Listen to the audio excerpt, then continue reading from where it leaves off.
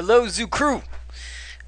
This is Lantern, of course, and I'm bringing you the updated version of the correct way to play the combo on this deck, lovingly called Return to Reliquary, Collected Coralhelm, Nightfall. I don't know. Whatever. What do you guys think is better? I hear Nightfall being tossed around all as much. The truth is, it's still just Zoo with a combo in it, so it's just a combo Zoo. Anyways, I uploaded a video earlier today where I went through piece by piece explaining how to do this combo, but I was in fact wrong with one of my rules, and I decided to pull the video and redo it completely because I want this to be the go-to video for all y'all to know how to play this deck. My main reasoning for this is it's a little bit of selfish reasoning. I want you to go out there and kick people's ass. I really want Zoo to be a tier 1 deck, and I feel like this has the potential to push it out.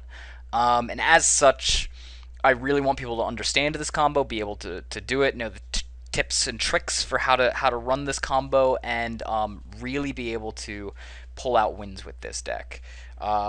So I'm just, I'm going to bite the bullet, redo the whole video, even though I had it was only one smallish rule wrong, and we're going to go ahead and just get into it.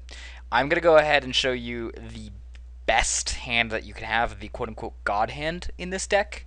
I'm going to, while I'm doing the God hand, talk about some tips and tricks, as well as talk about how specifically to sequence your plays, so that way you're 100% not messed up, and your opponent catches you making a bad play and then punishes you for it.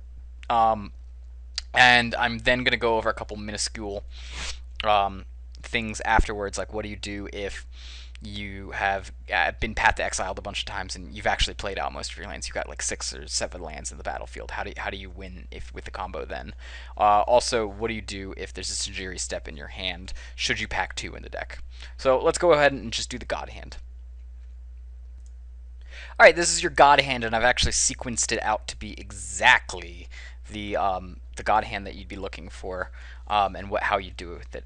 Honestly, this God hand could actually be take away 2 cards. That's what makes this combo pretty powerful, is the fact that you could combo out literally with just... It could actually be take away, yeah, a couple more cards too. It could be just this combo, and you'll win the game.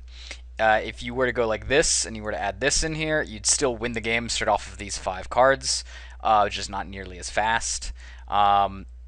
And if you want to just have the 100% chance of basically not losing the game, or if there's removal on your Knight of the Reliquary or your Noble Hierarch, it being very little impact to you, this is the hand that you want to look for. Maybe this could be a Wild Noctil. I just like this being a Path to Exile in the combo, the God hand, because I guess it helps.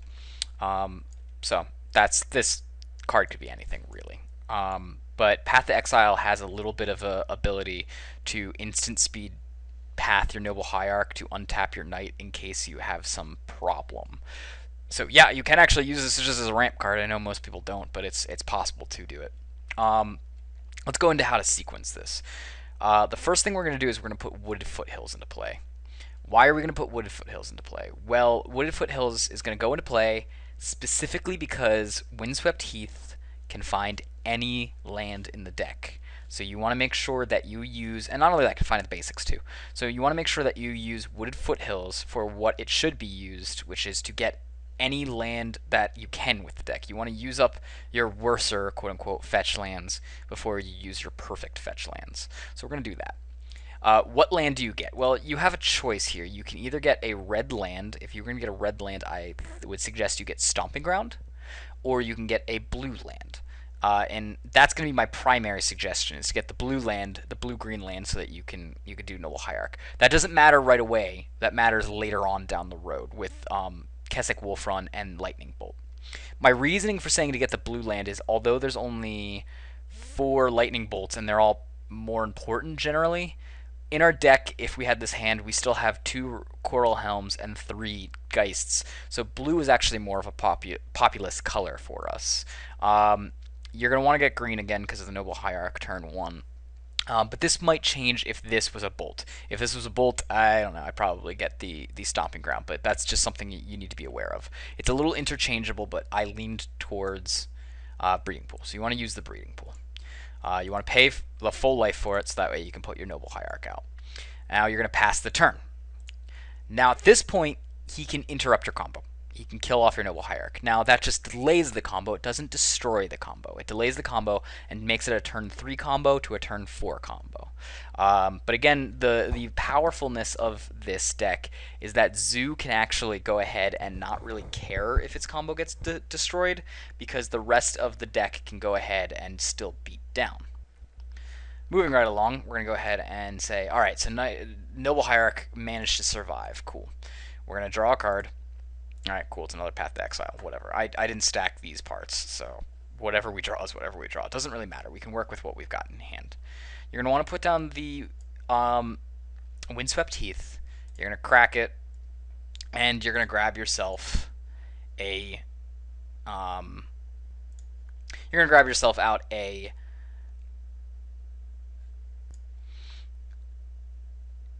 Temple Garden.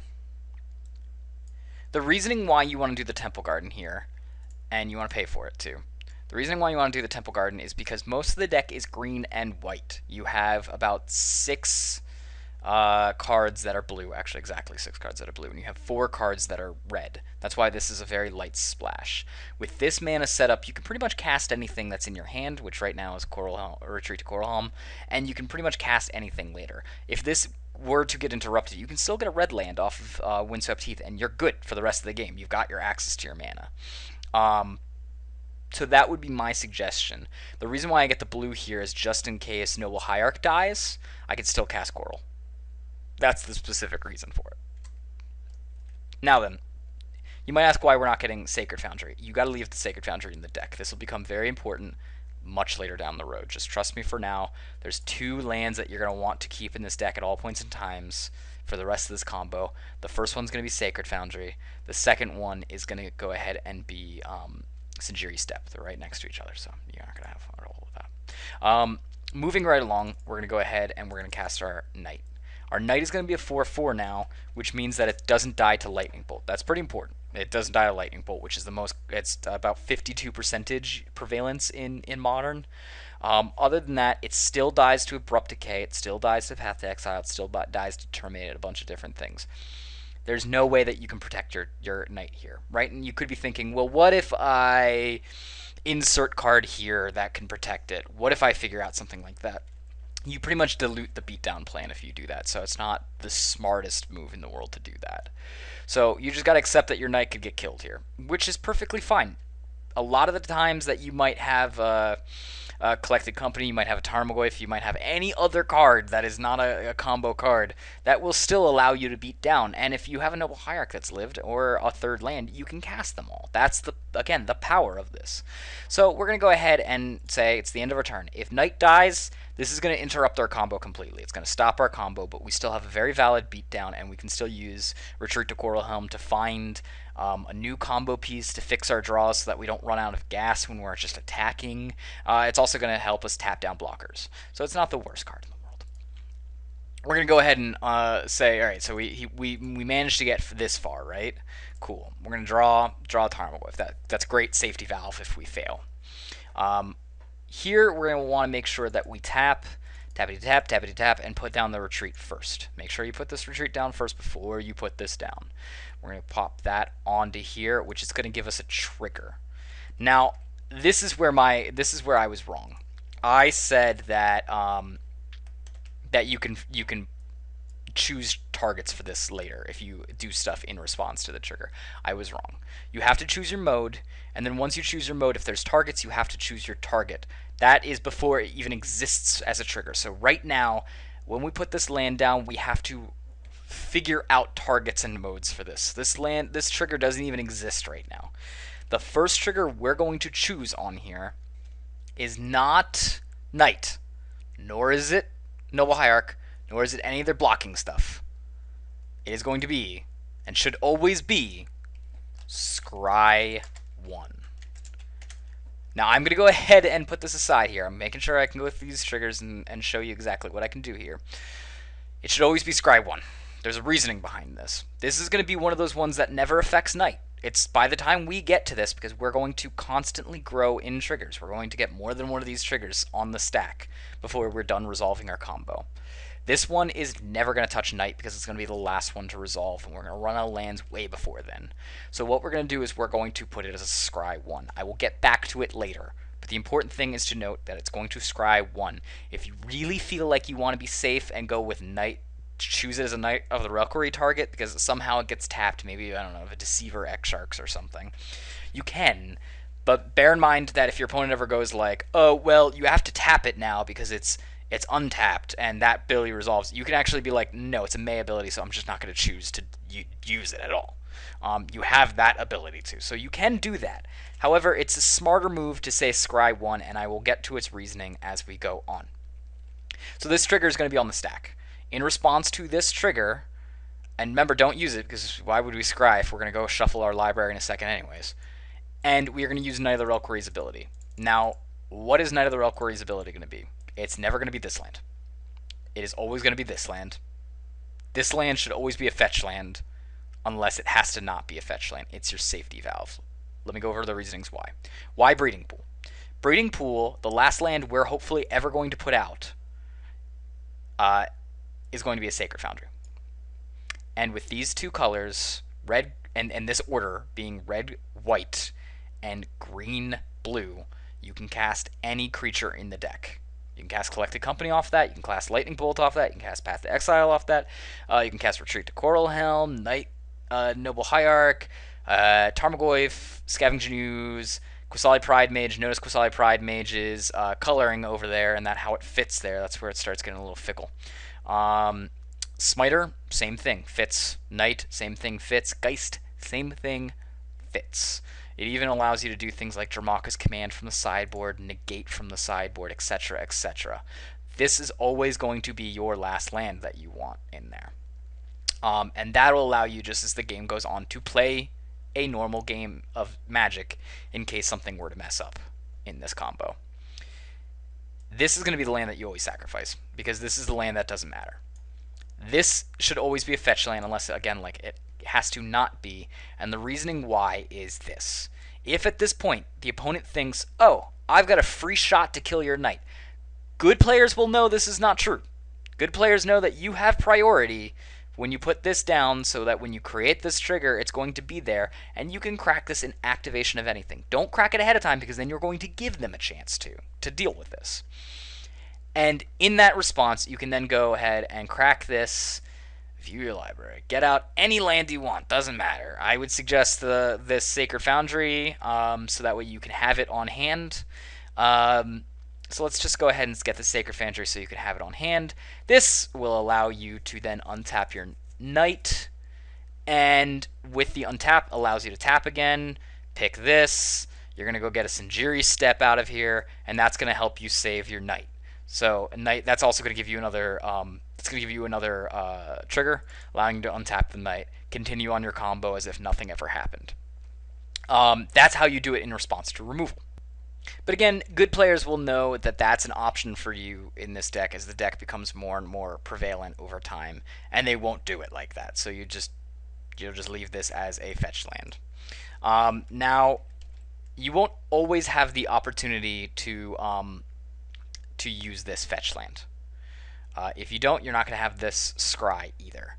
You're going to go ahead and you're going to go just because this won't be existing, this won't be existing, so just ignore it for a second. You'll have to use your Knight to get a fetch land, and that will allow you to combo. You will eventually then have protection against the combo, but you are open to removal at this window right here. So if you're looking to beat the deck, this is also another way to beat the deck.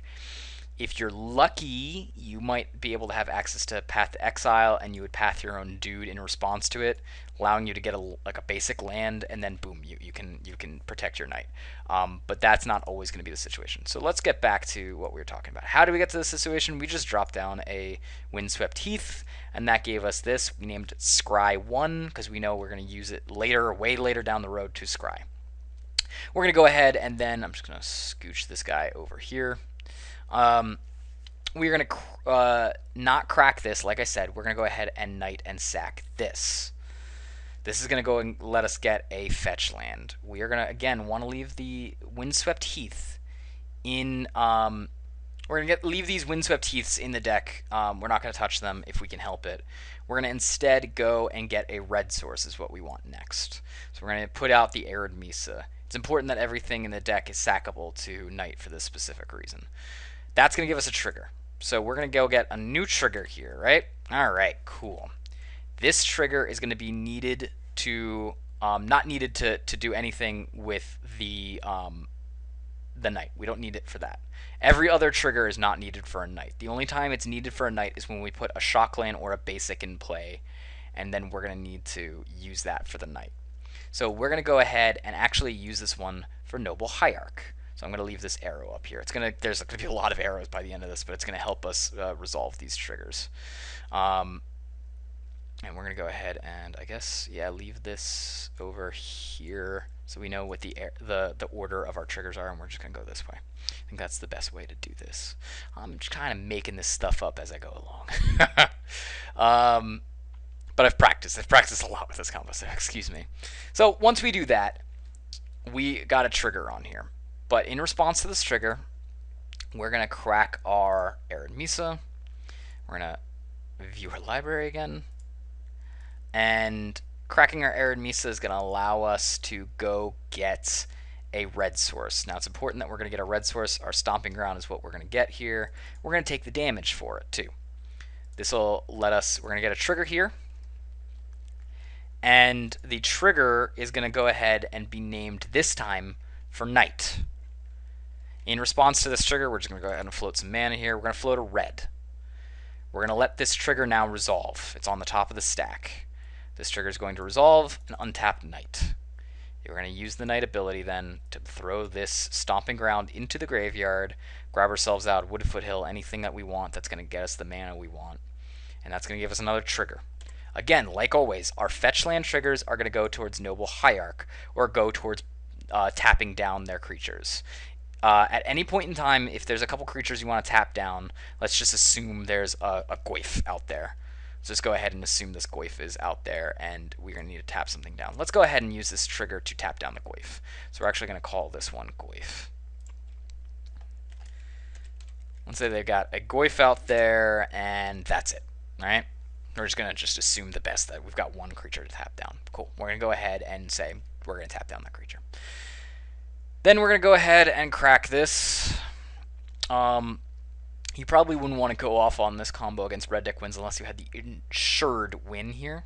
You're going to get any land. Doesn't matter. As long as it's doable, you're not even going to pay the mana or pay the life for it. You could if you really, really wanted to be a daring duck and not hopefully get bolted to death. This is going to give us another trigger. We're going to take this trigger and put it over here. It's going to go to Knight. It's going to resolve. And Knight's going to untap. I'm going to use Knight. Sacrifice a land. Grab ourselves a fetch land. That's going to give us another trigger. And since we've got, let's say, nothing on the board left to deal with, we're going to put this one also towards Noble Hierarch. We're going to crack the land. We're going to get ourselves, and remember to keep open your library if you can. In real life, you're allowed to do that. In digital, you might want to keep something to track it on the side or check at literally every time you open up your library. If the opponent won't let you keep your library open because he won't let you shortcut, and you are legally allowed to shortcut in Paper Magic if you can show that you can do this multiple times, and you do it just once and you show the complete cycle, you are legally allowed to call a shortcut, and if they are not going to let you do it to avoid shuffle time, you go ahead and call a judge because the judge will then allow it. So, let's say we're sacking this. We need to find something green to use. There's not very many green things left in our deck. In fact, there's only the Sacred Foundry, the Hollowed Fountain, and the Forest. So we're going to grab this Forest here. Now we know that we can't do green-red stuff. So we're going to go ahead and float this green. That's important here. We're going to float this green here. That's also going to give us another trigger. As always, these triggers that come in with basics or shock lands, we're going to use tonight. We're then going to untap Knight. We're going to let this resolve, so that resolves. And we are going to use it to, again, sacrifice the forest. I know this is really basic, but I'm just going to go over the whole thing with you. Grab ourselves an Arid Mesa. The Arid Mesa allows us to grab the Hallowed Fountain. So we're going to pay 1 life, sack it. Remember, we got a trigger off of that fetch land. So let's see where that trigger went. Where did that trigger go? Is it hiding somewhere? Oh, it's right there. Okay. We got a trigger. We're going to name this one again towards the Noble Hierarch. We're going to fetch out our Hallowed Fountain. Put the Hallowed Fountain into play, not pay for it. We're going to get another trigger here. That'll go towards the Knight of the Reliquary. We're going to let that trigger resolve. Knight of the Reliquary will untap. And with Knight of the Reliquary untapped, we're going to go ahead and sack it again. This time getting out another Arid Mesa. Giving us yet again another trigger that we're going to point towards Noble Hierarch. We're going to sack this land. We're going to grab ourselves out of Plains. Since it's going to come into play untapped, we might as well use it. And we'll tap it down. That's going to give us a trigger. We are going to then take this trigger and put it towards Knight of the Reliquary. As always, we're using the basics and the shocks to untap Knight. That's going to resolve, untap Knight. We're going to use Knight to sacrifice this Plains. And at this point, again, looking at our library, we have a Sacred Foundry. In our library, we have a Sinjiri Steppe, we have a Kessig Wolfrun, and then a bunch of fetch lands. These fetch lands are not going to be used anymore. We don't care about them. They're done. You're going to grab your Kessig Wolfrun. Alright, so the Kessig Wolfrun, again, what's left in here is going to be some bunch of fetches that are useless at this point. And a Sinjiri Steppe and a Sacred Foundry. Stop using Knight to get stuff. Kessig Wolfrun's going to come into play. Give us a trigger. We're going to use this trigger for Knight of the Reliquary. That's going to untap our Knight of the Reliquary, and that trigger is now gone. We have a bunch of triggers now to resolve. The first one's going to be resolved, and we're going to untap our Noble Hierarch. Cool? Noble Hierarch is now untapped. We're going to use this to float a mana. You can float a green, you can float a white. Doesn't matter really what color you float. You can float blue if you want to be like, oh, I'm going to set up counter spells. You can float black if you're like, oh, look, I might have removal. You can float red if you're like, I'm going to bolt you out. You can float white if you've got Path to Exiles in hand, which we do. And you can now float the green if you've got things like Collected Company. I like to generally float 1 extra green in case I have Collected Company or in case I'm going to need to cast Tarmogoyf. Oh, yeah, green. Or depending on what's in my hand, I will add those mana colors into what I can put in here. So right now I've got green, white, white. So I'm just going to go ahead and put 1 extra green in here. I'm going to put everything else extra white. So we resolved that trigger. We're going to resolve this trigger, untap it. See you later, trigger. And we're going to then tap it down, add another white in here. Now we have enough to cast both the Goyf and the Path in case we need to. Let this trigger now resolve, which is going to untap our Noble Hierarch, tap it down for an extra white. We're going to let this trigger now resolve. This one's going to tap down the Goyf that we said earlier. If there was any more, we would have added just extra tap down blockers. That's going to resolve, tap down the Goyf. We're going to let this resolve. It's going to untap our Noble Hierarch. We're going to tap it down again for extra mana. And then we've got one last, and we're back to the Scry. Why are we back to the Scry? Well, it's incredibly important that if for some crazy corner case reason that the opponent is not dead next turn, that you do not draw these 2 cards. Sacred Foundry, Sinjiri Steppe. Assuming one of them was on the top of the library, because that's the truth, assuming one of them is on the top of the library, let's just go ahead and say it's on the top of the library. You want to use this Scry. Oh, it's on the top of my library? Moving that to the bottom of the library. Cool? Cool. You want to make sure that you do that. There's a very minuscule chance the next card is going to be Sinjiri Steppe. It's probably not. But if you want to devote more resources to it and not untap your Knight for extra mana, you can do so. To just ensure that that is going to be a land or something like that. As long as it's not Sinjiri Step or Sacred Foundry, you're fine. You can't lose this game. So here's our ending situation. We are now ending all of our triggers now with a Knight that has 13 things in the graveyard, meaning it's going to be a 15/15. That is enough to end most games. But just to ensure that we end the game, I happen to have floated a red mana and a green mana and a bunch of other mana that we can now dump into Kessig Wolfrun. And again, we have also this to stop removal at any point in time. Now, I want to stress this. This is for stopping removal. Don't get cute and be like, oh, I'm going to give protection from green, so that way I can pump it, and they're not going to be able to do it. Then you open yourself up to removal and getting blown out of the game. At this point, you are so into this combo that you could get blown out of the game if you do it. You can still cast things, you can still fight, but you're only ever going to be fighting with 3 mana in the battlefield. So I hope you're able to win with that. You're never going to cast Collected Company if Noble Hierarch dies, for example. So always use this as a safety valve. Never use this as a way to use protection. The only time I'd ever use this as protection is if you needed the mana off of the Noble Hierarch to pump with Kessig Wolfrun to go for lethal because they were at like 22 life or something. And you were playing against Merfolk and they were tapped out and they had no way to instant speed put something out there that's going to be targeted bounce or something. Like a Harbinger with Ether Vial, and they just had a bunch of blockers, maybe a bunch of Master of the Wave tokens, and you need to give it Pro Blue so you can just swing by them all because you're not going to be able to tap them down all easily. That's fine. That's what you're going to need to do then. You're going to need to then use this as a way to give it protection from blue so you can just swing straight through. If that is not the corner case situation, you want to save this as the safety valve. I think I've said that enough times now that I don't need to go into it anymore. Use the Kessig Wolfrun at this point. You want, again, before your mana is gone, so don't even use it pre-combat. Sometimes you can use the mana and trick them into being like, all right, well, now it's time or never, you know? And you're going to give it, now that's enough to give it for trample, so we've got 1, 2, 3, 4, 5. So we're going to add 5 here. Oh, look, that happens to be 20/20. So even if in response they're at 20 life and they bolt the Noble Hierarch, you're still attacking for 20 trample damage. And let's say they had a Goyf out there and we already tapped it down.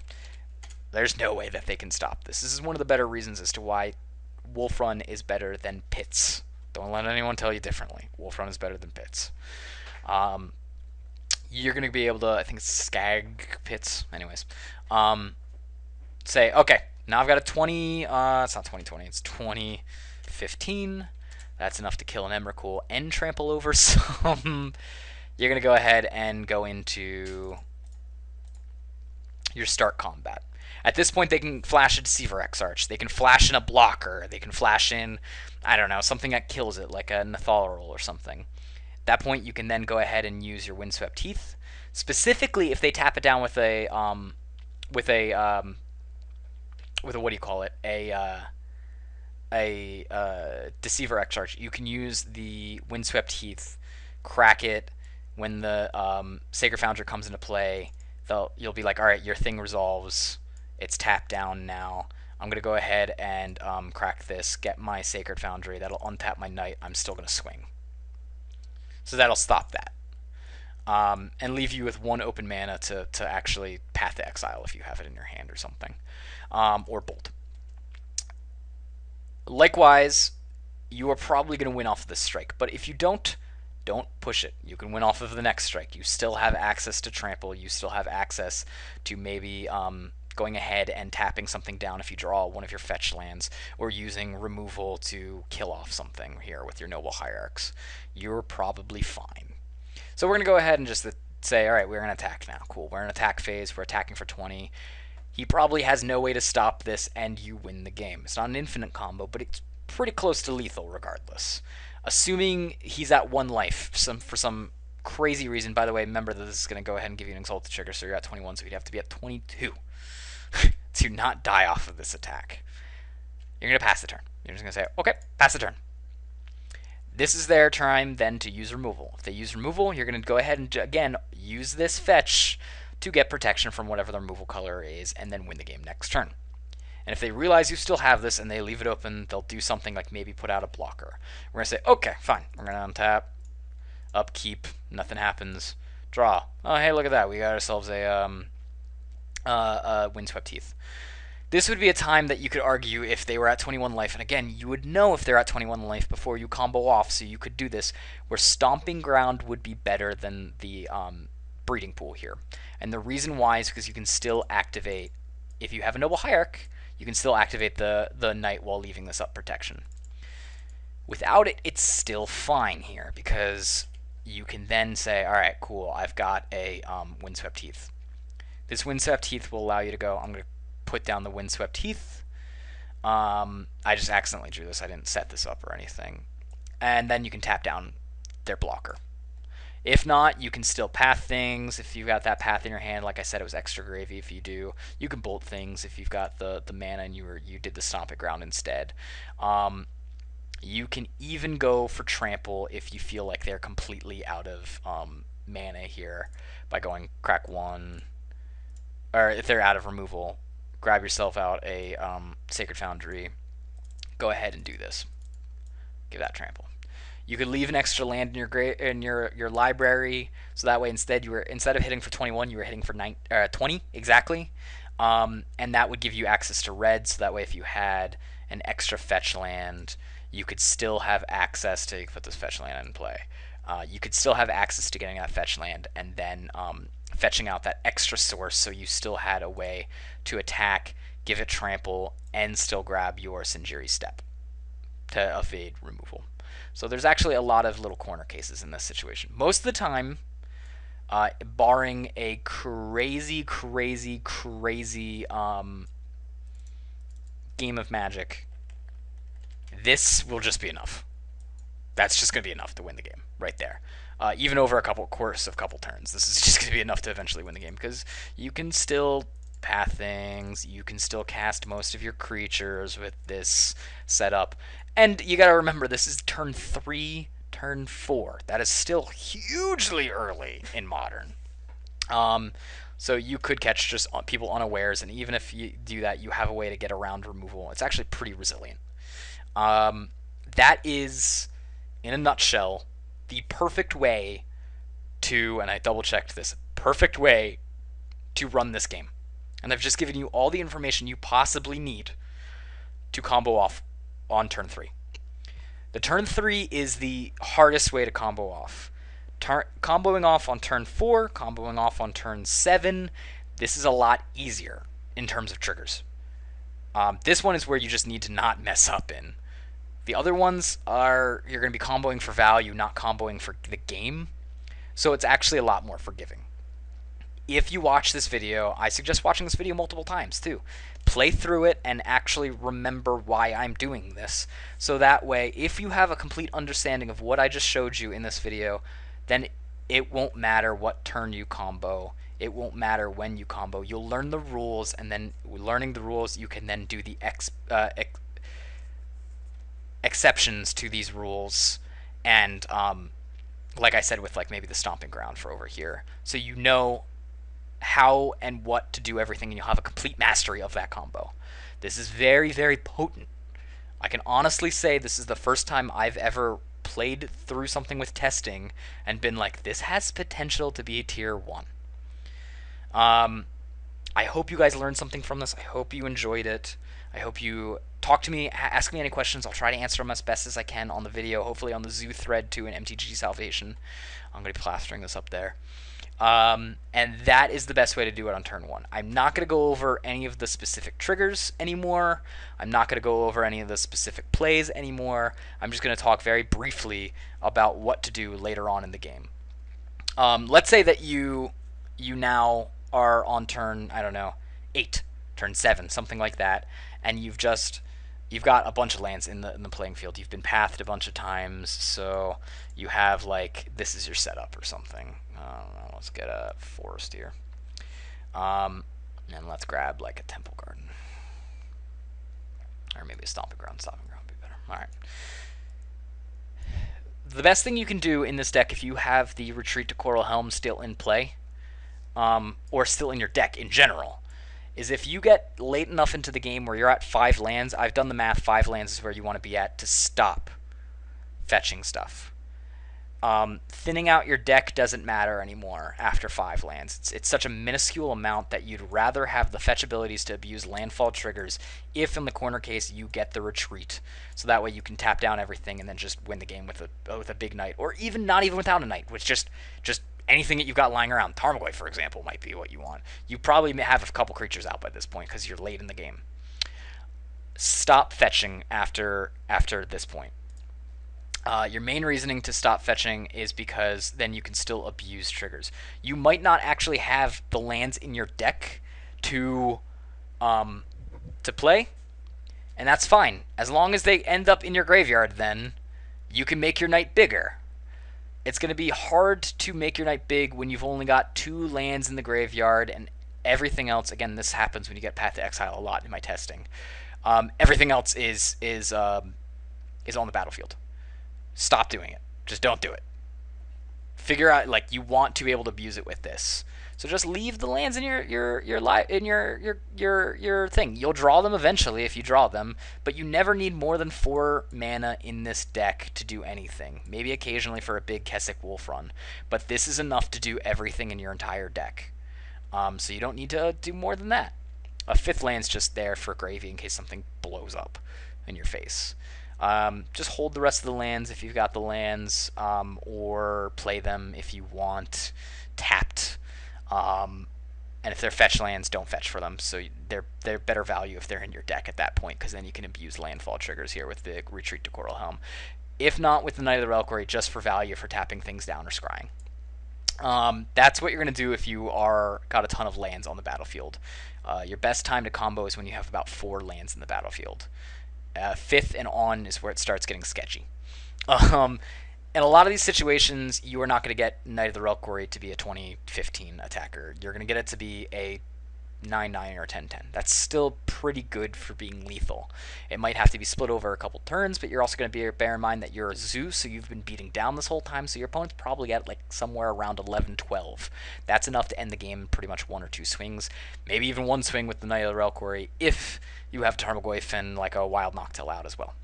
So don't worry about that. The next case scenario that I'm actually going to talk about too is if you have a Sinjiri Step in your hand. I've seen a lot of people say, well, if you have a Sinjiri Step in your hand, you want to make sure, like, you're going to need to mulligan it, or you're going to need to put 2 Sinjiri Steps in your library, so that way you always have one in your library, and you never, even if you have one in your hand, it doesn't matter, you can still protect your knight from removal. My answer is not that. My answer is, get over it. You have a Sinjiri Step in your hand. The truth is, there is not a lot of mana-based slots in this deck. Let's just go over the deck over here. The truth is that this deck is tight. There is almost nothing you can do to this deck at this point. You can't go below 25 creatures, so if you take away a creature, you need to add a different creature into it. You can't go below 13. I mean, you can go below 13 non-creature spells, but at that point, if you go below 13 non-creature spells, you're going to have to take out a part of it. Either Lightning Bolts, which are awesome, so don't take out Lightning Bolts. Path to Exiles, which you could maybe cut 1, but they're still really good just for the beatdown plan if you don't have a Coralhelm. I would never go to 4 Coralhelms in this version because your beatdown is plan A. But I would say 3 Coralhelms is actually the perfect number for it. You can go down on Coralhelms, but at that point, don't run Coralhelm. Why? Just run a better Zoo build then, if there's one existing, which there's not. You can go down and collect a company, but why would you go down on the thing that makes your deck tier in the first place? Collect a company pushes Zoo from tier 2 to tier 1.5. That's just the truth. You can't go down on lands. 22 lands is the correct number for running this. And not only that, you can't cut any of these lands. You can't. The 12 is necessary for making your knight big for normal beatdown. 12 is also necessary for always being able to mana fix in this kind of deck. 12 is also necessary for the combo. While, yes, when you're comboing off, you're not going to always be using every single one of those fetch lands. Don't get wrong, they have value when you draw them still. Um, you can't take out Kessig Wolfrun because Kessig Wolfrun's your primary way of dealing damage. You can't take out any of the colored mana because this colored mana is the perfect setup. Trust me, I've tested it years and years and years to know that this is the perfect mana for the 4-color, and I just have a mastery over these creatures and what their mana requirements are. This is the perfect mana. You don't want to put a Steam Vents in there, for example. It's just going to mess with it because you can't sack it to Night. There's a bunch of thought that went into it. Not that I care to go deeply into it, but this is the perfect mana. So you have no room for an extra Sinjiri step. There's no possible room. You don't have the flex slots for it. So the correct answer is to use one. And if you end up in that corner case situation where you have a Sinjiri step in hand, what do you do with it? You use the Sinjiri step to forward your beatdown plan. You have a big Geist, and you want to make sure that your Geist doesn't get blocked, and so that you can do 8 damage with it at least. Use the Sinjiri step on the Geist. Don't be afraid to use it. It's mana that you can use later on down the road. Its primary function, then, is to get you by things, not to avoid removal. It would be better if it was in the deck, don't get me wrong, but if it's in your hand and you have a perfectly playable hand, keep it. Don't worry about it. Use this as an unblock ability for turn. Again, your primary function is going to beat down. 1 out of 6 rounds you're going to combo off. 1 out of 6 rounds, maybe 1 out of 5 is a better number. That means 3 games each for round. You're going to combo off about that many times because you're going to side the combo out quite a bit against red deck wins. You're going to side them out against things that uses lots and lots of counter spells, blindly uses counter spells, and aren't going to side out counter spells against you even though you're Zoo, and that's the smart thing to do. You're going to side that out then too. Against combo decks and mid-range decks, you're going to keep the retreat to Coralhelm in there no matter what. That's your best case scenario. You're just going to use it as a way to defy blockers and swing. It's not the best case scenario, but it's the most manageable way to do it. Fitting an extra Sinjiri step or trying to figure out a way that you can toss Sinjiri step back in your library, it's all going to lead you down diluting the beatdown path, and it's gonna screw with the deck composition. That being said, I think that I've covered pretty much every case that you can possibly think of with this deck. I've talked about what you do in mid-game if you get the combo. I've talked about what you do in late game if you get the combo. If you get it late game, you probably just don't play the combo because there's probably nothing to combo with. But if it's enough to push Knight over the edge, yeah, go for it. In mid-game, you're going to be using it more as value to tap down blockers and swing to get their life total low so that you can kill them with just a couple creatures rush left. Or if you have the access to Knight, you're going to use Knight to get it maybe as a half power, 10 power instead. And that's the best way to deal with the God Hand. So I hope this provided enough tips and tricks for you. I know this is a really long video. I hope that you learned stuff from it, though. And again, like I said, subscribe to the video. I put a lot of work in this. This is actually the second version that I had to put out because I got to correct the mistake that I did. I think this is completely the cleanest version I put out, so I'm actually happy that this one's going out rather than the other one, which I had some mistakes in. It was a lot of work. Like the video, comment on it if you want. Join the Zoo thread in MTG Salvation. Again, we're always talking about Zoo. We're always talking about things. Even if you want to know how to beat the deck or know how to do the weakness of the deck, you're going to want to read the threads so that way you can know what we're doing. And as always, I hope this helps you feed even more animals.